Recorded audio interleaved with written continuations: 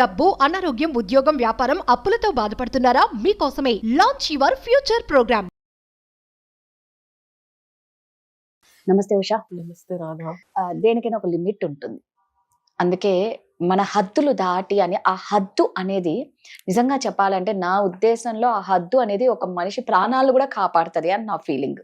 ఎందుకు అంటున్నానంటే ఇప్పుడు అది లవర్సే కానీ, భార్యాభర్తలే కానీ, ఫ్రెండ్స్ కానీ, బెస్టీస్, వాళ్ళిద్దరి మధ్య ఒక పర్సన్ వీళ్ళని నెగ్లెక్ట్ చేస్తున్నారు అంటే తెలిస్తే ప్రధానికో సింటమ్స్ అనేది ఉంటుంది. అది ముద్దిరిపోయేదాకా తెచ్చుకొని అందులో నుంచి బయటికి రాక వాళ్ళు నెగ్లెక్ట్ చేస్తున్నారని తర్వాత వదిలేశాక దాని బాధ వర్ణనాతీతం.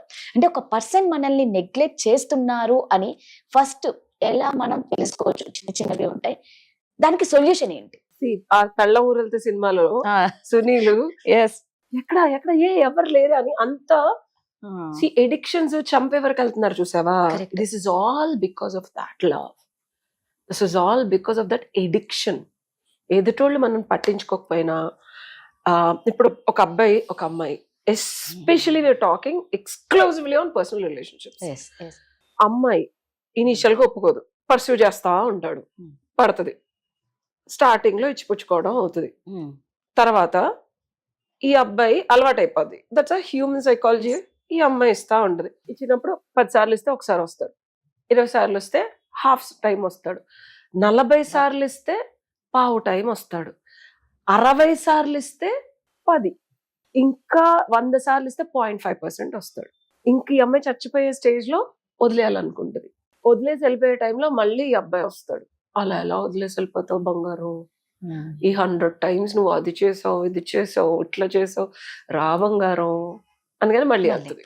మోస్ట్లీ ఇది అమ్మాయిలు చేస్తారు అనుకుంటాం. అబ్బాయిలు కూడా ఉన్నారని తగు మోతాదులో అమ్మాయిలే ఇంత షెట్టు గోత్రు అవుతా ఉంటారు. ఇది డీవియేట్ అయి బయటికి రావాలి అని సైకాలజిస్టులు నేను చాలా వీడియోలు చూసాను. Once this becomes a love addiction, love addiction అని అమ్మాయిలు అనుకుంటారు. ఏదో మూమెంట్ లో ఇదేదో ఒక ప్రేమను చూపిస్తాడు, అది మళ్ళీ చూపిస్తాడేమో అని అమ్మాయి ఇస్తూ ఉంటది. ఆ ఎమోషన్ వీడు ఇవ్వడు, ఇస్తాడు అనే భ్రమ క్రియేట్ చేస్తాడు కానీ ఇవ్వడు. ఈ 100 సార్లు 1 సారి ఇస్తాడు. So this is called addiction. And అలవాటు చేస్తారు ఇలాంటి అబ్బాయిలు, మనస్తత్వం ఉన్న అబ్బాయిలు. ఇది నువ్వు ఫస్ట్ లోనే గమనించాలి. ఫస్ట్ లో గమనించకపోతే ఏమవుతుందంటే నీకు ఈ అబ్బాయి అడిక్ట్ అవ్వడు, నువ్వు అబ్బాయికి అడిక్ట్ అయిపోతావు. మన జుట్టు తీసుకెళ్ళి ఇంకోటికి ఇచ్చావనుకో, వాడు తల కొరివి పెట్టినా అర్ధనగ్నంగా మనల్ని కాల్ చేసినా సరే మనకు అక్కడే ఉండాలనిపిస్తుంది. That is the power of addiction. So this is not love. అది అర్థం చేసుకోండి అమ్మాయిలు. ఇర్రెస్పెక్టివ్ ఆఫ్ నువ్వేం చేసినా వాడి దగ్గరికి రావట్లేదు, నువ్వు ప్రేమను అడుక్కుంటున్నావు, నాతో మాట్లాడు ప్లీజ్ ప్లీజ్ నన్ను కలవా, ప్లీజ్ ఒక్కసారి చూడాలి, నిజంగా ప్లీజ్ ఫోన్ ఎత్తవా, ప్లీజ్ నిన్ను చూసి వెళ్ళిపోతాను, నీకు ఒంట్లో బాగాలేదన్నావు కదా మెడిసిన్స్ తీసుకొచ్చాను, నాకు తలనొప్పి వచ్చిందని చెప్పాను, నేను రమ్మన్నానా అంటాడు అబ్బాయి. నీకోసం వెయిట్ చేస్తున్నాను, please please please please please. అది ఎడిక్షన్, ప్రేమ కాదు, ఇష్టం కాదు. నిజంగా అవును. అది కామం అవ్వచ్చు, కోరిక అవ్వచ్చు, ఆ అబ్బాయి నీకు ఇచ్చిన కొన్ని ఫీలింగ్స్ ని నువ్వు మళ్ళీ కావాలనుకోవచ్చు, ఫిజికల్ అట్రాక్షన్ అవ్వచ్చు, లస్ట్ అవ్వచ్చు. నీకేం కావాలనేది డిఫైన్ చేసుకోలేకపోవటం నీ దుర్గతి. అది ఆ అబ్బాయి నుంచి కాకుండా ఇంకెక్కడన్నా దొరుకుతుందేమో వెతుక్కో. అప్పుడు ఈ అబ్బాయి నీకు కరెక్టో కాదో నీకు తెలుస్తుంది. వెతుక్కున్న దగ్గర దొరికిందా ఫ్లిప్ అవు. ఇది చాలా నీచంగా అనిపించవచ్చు కానీ ఆ టైంకి రాదు. అంటే వాడిని అంతగా ప్రేమించినప్పుడు ఇంకొకరితో ఉండాలన్న ఆలోచన ఎందుకు వస్తుంది కదా? ఇక్కడ మిస్సింగ్ ఎవరు? ఇప్పుడు సొల్యూషన్ చెప్తా. ఈ మొత్తం ప్రాసెస్ లో కావాలనుకునేది ఎవరు? అమ్మాయి. ఎగ్జాంపుల్ నేను నాకేం కావాలి, నాకేమిస్తే తృప్తి పడతాను అని ఎరుక ఎవరికి రావాలి? నాకు. సో ఒక్కసారి నువ్వు ఇచ్చిన ఎనర్జీని, ఇచ్చిన ప్రేమని, ఇచ్చిన వాత్సల్యాన్ని, ఇచ్చిన డబ్బుల్ని, ఇచ్చిన అన్నిటిలో ఒక్కసారి షట్ డౌన్ చేసి నీతో నువ్వు కూర్చో. అన్ని డిస్కనెక్ట్ చేసి నీకేం కావాలి, నువ్వేం కోరుకుంటున్నావు, ఎందుకు తాపత్రయపడుతున్నావు, దేనికోసం వెనకాల పడుతున్నావు. ఇది నేను పర్సనల్ గా చేసింది చెప్తున్నా, రీసెంట్ గా పర్సనల్ గా చేసింది చెప్తున్నా. ఒక పర్సన్ తో నాకు టైం ఇవ్వని, లేకపోతే నన్ను ఒక అమ్మాయిలాగా ప్రాపర్ గా గౌరవంగా రెస్పెక్ట్ఫుల్ గా ట్రీట్ చేయమని. ఒక రిలేషన్షిప్ లో ఉన్నప్పుడు బేసిక్ ఒక మనిషి ఇంకొక మనిషితో మాట్లాడటం అనేది మానవ సహజం. మాట్లాడితేనే ఒకరి గురించి ఒకరికి తెలుస్తుంది. ఒక అమ్మాయి పక్కన ఉండగా కూడా నువ్వు ఫోన్ చూసుకుంటూ ఇంకోలాగా బిహేవ్ చేస్తే అది ఎంతవరకు సబబు? నేను టైం ఇచ్చా, నాకు టైం కావాలి, నా పాస్ట్ రిలేషన్షిప్ అట్లా జరిగింది, ఇట్లా జరిగింది, అదైంది, ఇదైందంటే నేను వాళ్ళకి అంత ఇచ్చాను, నువ్వు వెళ్ళిపోతే నేను వెనక్కి కూడా పిలవను. అసలు లైక్ సీరియస్లీ నాకేమి ఇవ్వలేదు.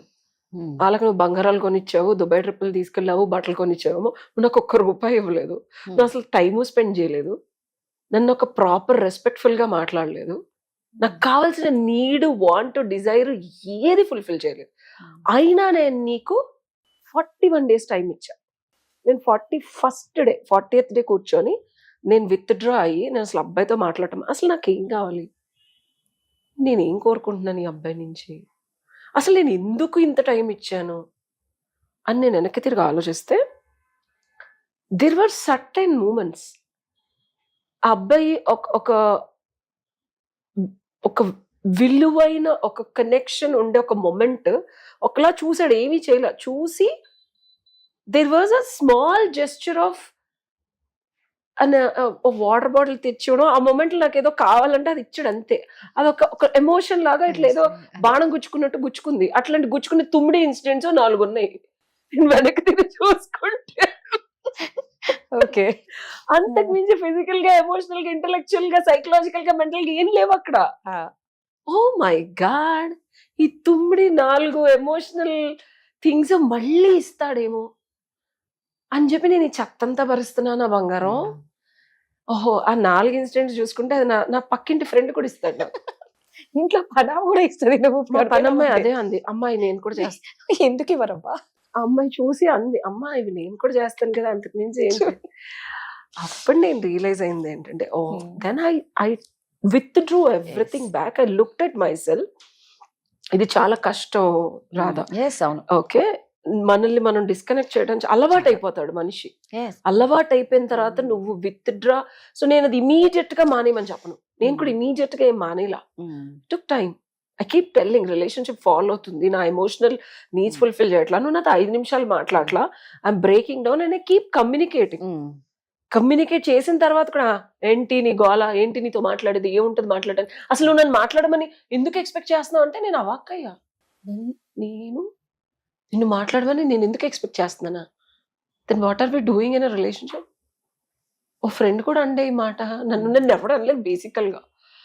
That was the triggering point. Then I was like shut down. పాప పీసెస్ ఇలా నువ్వు ఇప్పుడు కనుక షట్ డౌన్ అవ్వలేదు అనుకో, ఎగ్జిట్ ప్లాన్ ఇప్పుడు అదే చెప్తున్నా, అమ్మాయిలు తస్మాత్ జాగ్రత్త.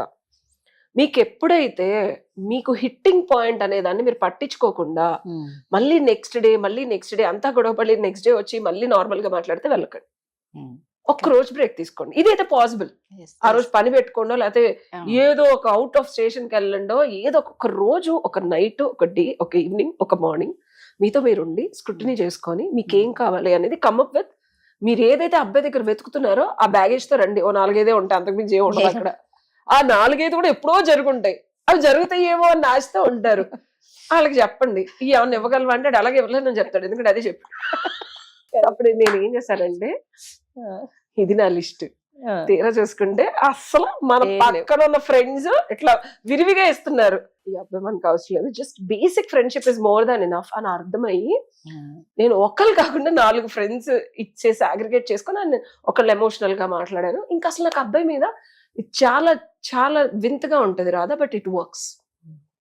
ఎమోషనల్ గా మాట్లాడే ఒక ఫ్రెండ్ నన్ను ఆడితే రోజంతా మాట్లాడే, ఏడ్చా కక్కి అంతా అయిపోయింది.